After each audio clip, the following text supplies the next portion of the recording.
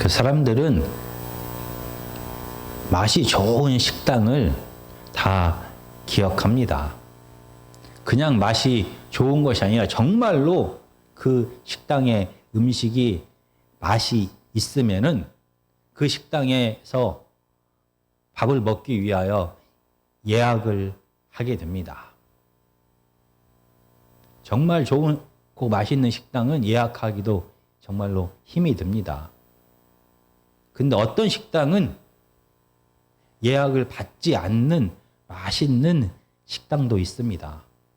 그러면 사람들은 이 가게가 문을 열기 전에 이 가게 문 앞에서 기다리기 시작합니다. 오늘 본문에서도 가버나움의 온 마을 사람들이 베드로 집 앞에 모여 있습니다. 하나님의 말씀은 마가복음 2장 32절에서 34절까지입니다. 함께 읽겠습니다. 정오로 해질 때에 모든 병자와 귀신 들린 자를 예수께 데려오니 온 동네가 그 문 앞에 모였더라.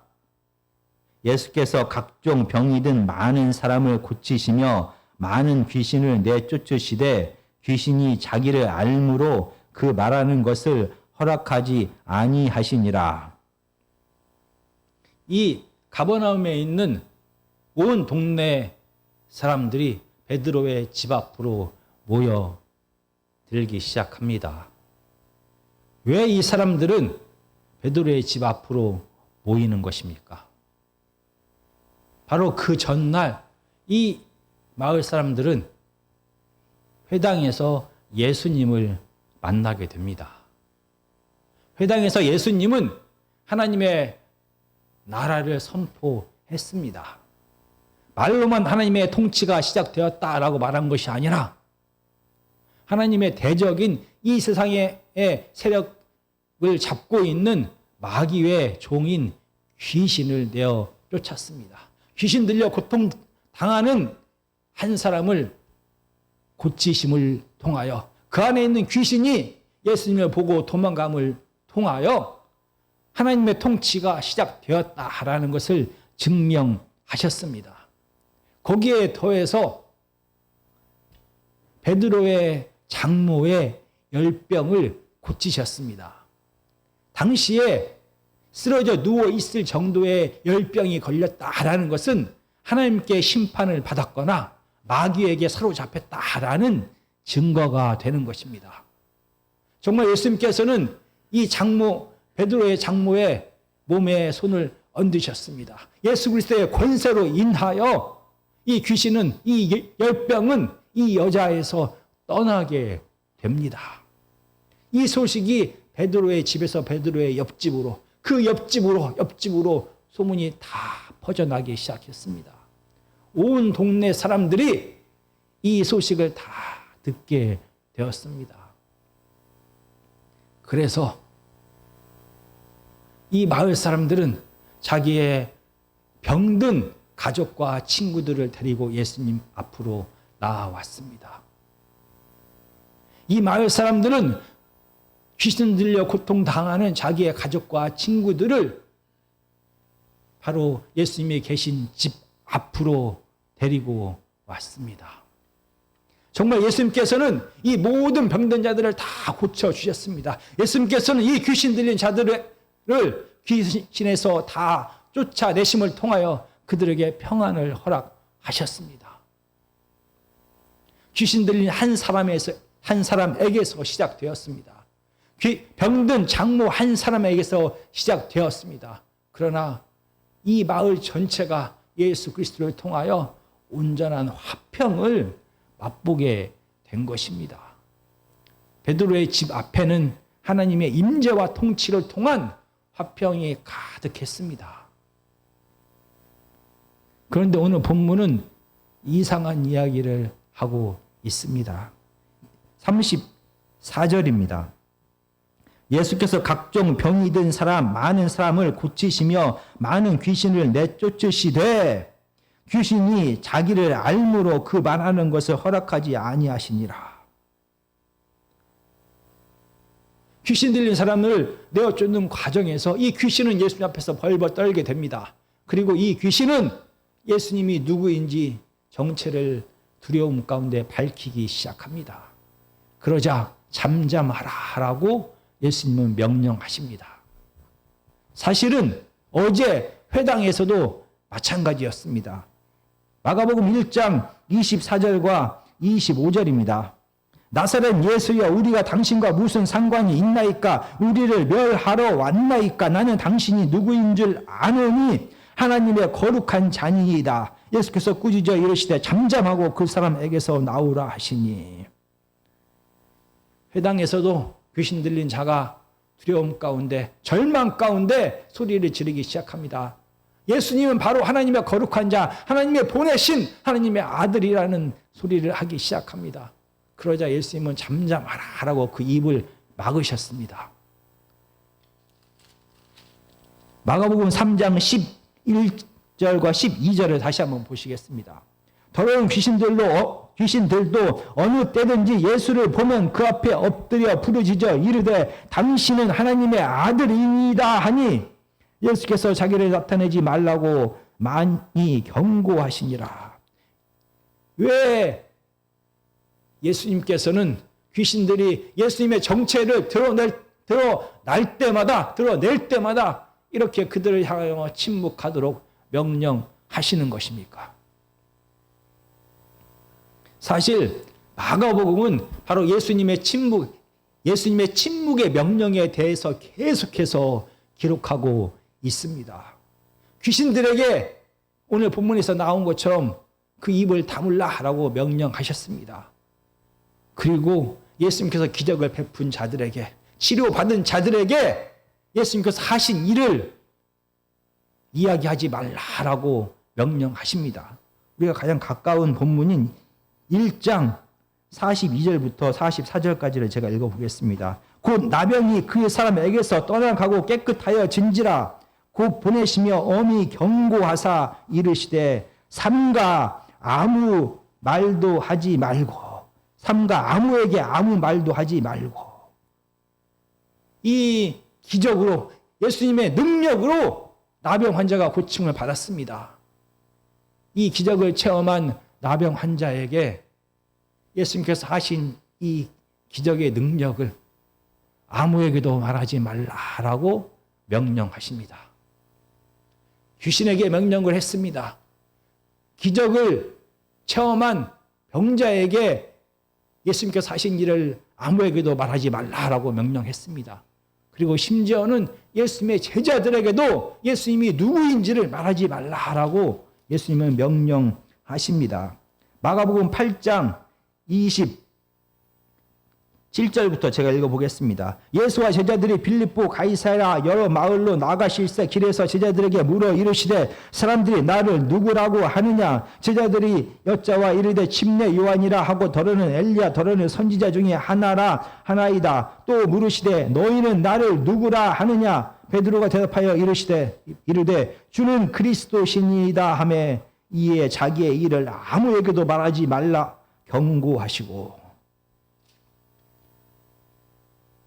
심지어 가장 가까이에 있는 예수님께 속한 제자들조차도 예수님께서 메시아 되심을, 그리스도 되심을 아무에게도 말하지 말라라고 명령하십니다. 왜 예수님께서는 예수님의 정체를, 예수님께서 하시는 일을 다른 사람들에게 말하지 말라라고 명령하시는 것입니까?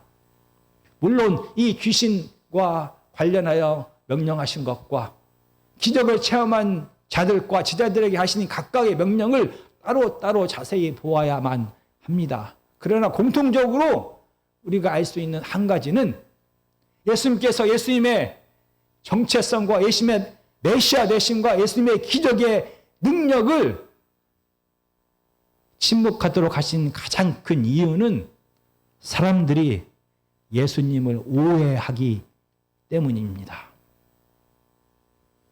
눈에 보이는 것에 집중하는 사람들은 예수님의 메시아 되심을 오해합니다.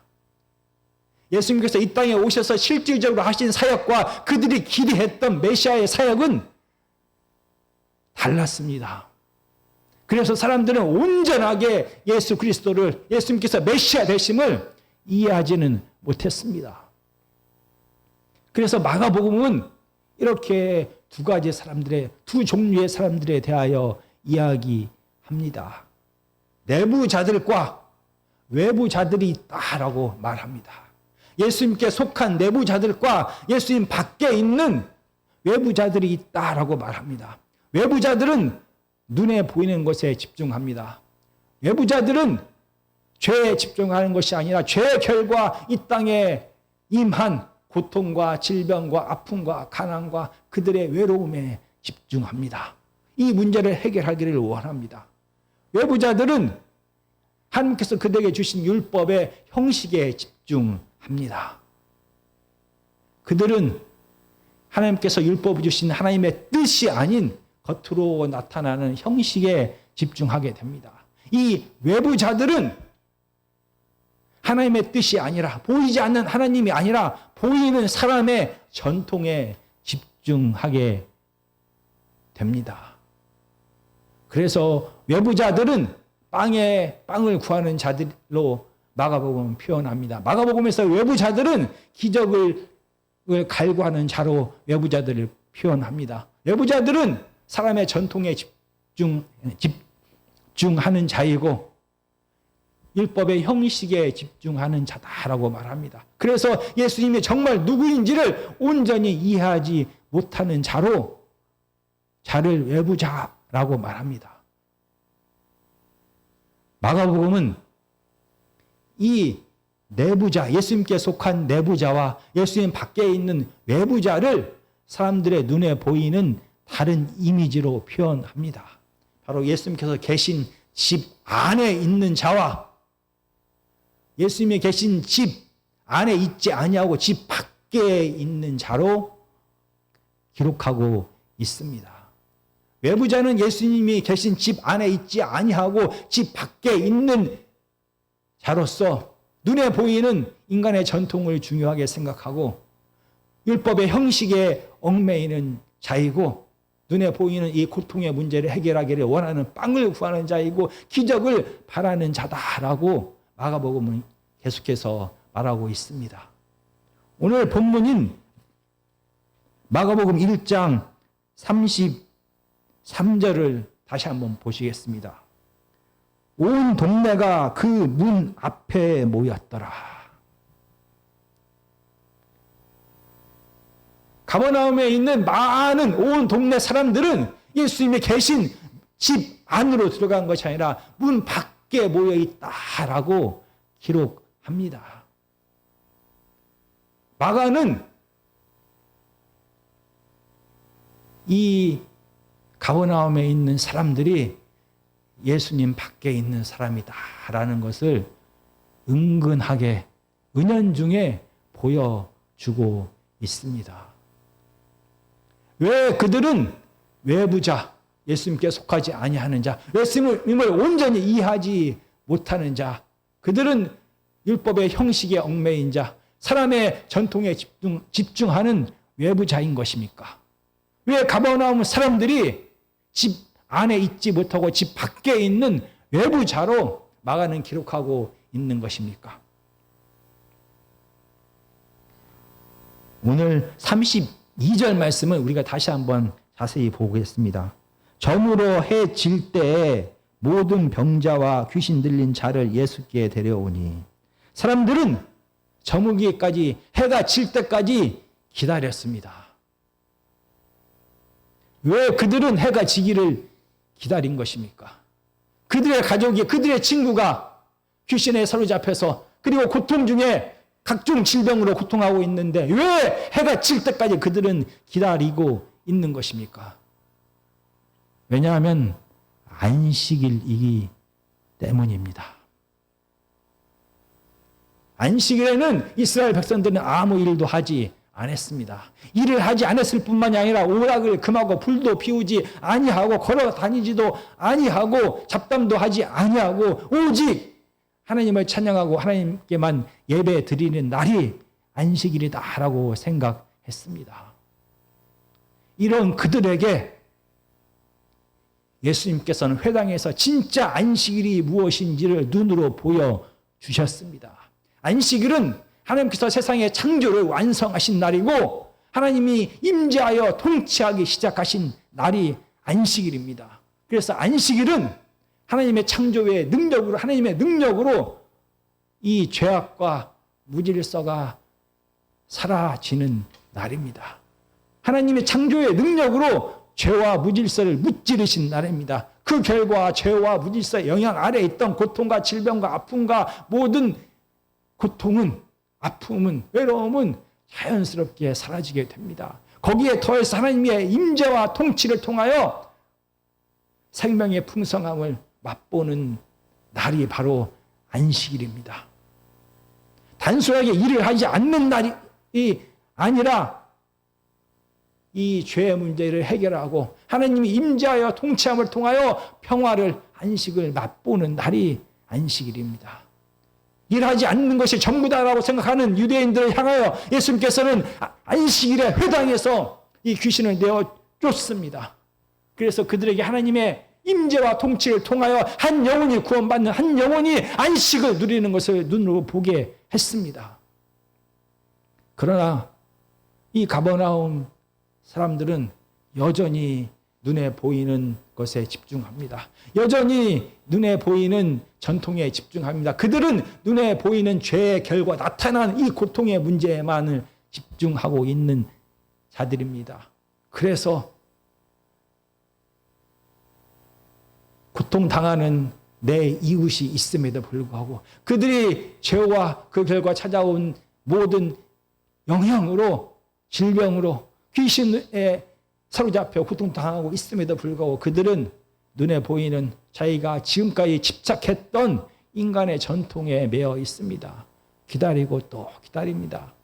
해가 져서 이제 안식일이 다 끝나고 안식 후 첫날이 될 때까지 기다렸습니다.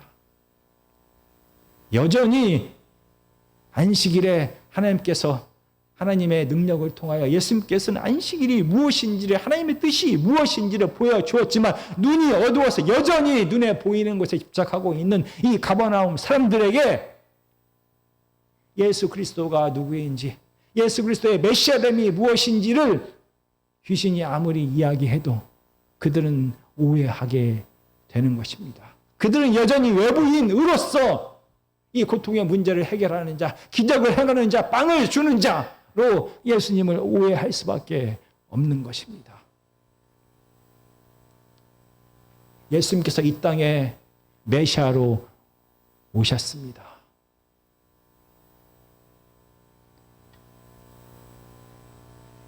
이 죄의 문제를 해결하기 위하여 이 땅에 오셨습니다.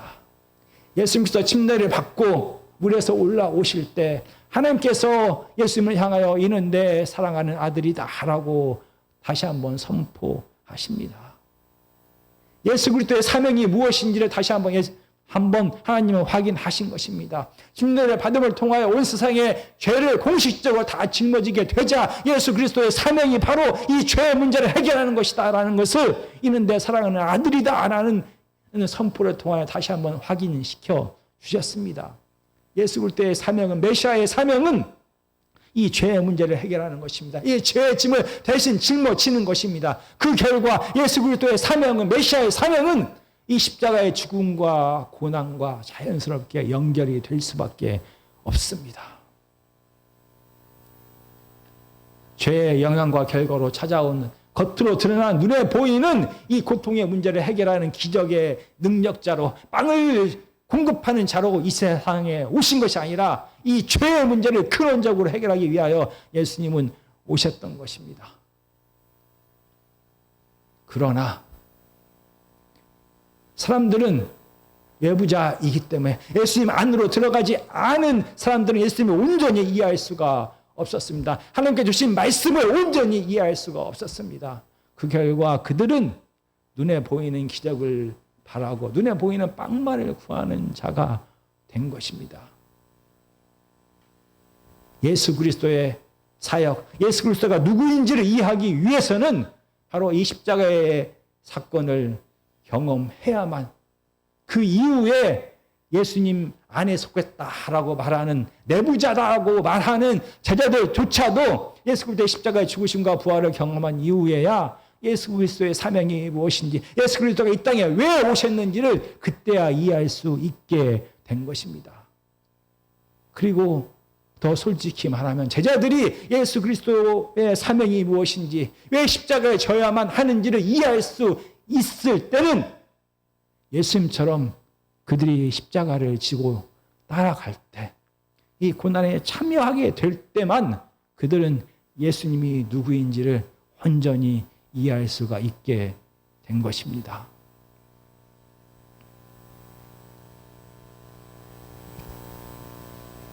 예수 그리스도가 계신 집 안에 들어가지 못하고 집 밖에 머무는 사람은 예수님을 온전히 이해할 수가 없습니다.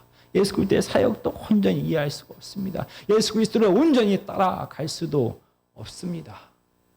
매일매일의 삶 속에서 정말 우리가 하나님 앞에 구해야 될 것이 바로 이것입니다. 하나님, 우리의 눈을 열어주시사 하나님을 보게 하여 주시옵소서. 우리의 눈을 열어주시사 우리를 향하신 하나님의 뜻이 무엇인지를 알게 하여 주시옵소서. 우리가 예수님과 함께 있으면서도 집 밖에 머무는 자가 되지 않게 하여 주시옵소서. 예수님이 계신 안으로, 집 안으로 들어가는 우리가 되게 하여 주시옵소서. 집 안과 집 밖의 경계를 이루는 것이 바로 십자가입니다. 이 십자가의 고난에 참여한 자만이 예수 그리스도를 온전히 아는 자이고 하나님의 뜻을 온전히 이해한 자이고 하나님의 뜻대로 이 땅을 살아가는 자가 되는 것입니다. 정말 매일매일의 삶 속에서 집 밖에 머무는 외부인이 아닌 집 안까지 예수님 안으로 들어가는 우리 모두가 되기를 간절히 기도합니다.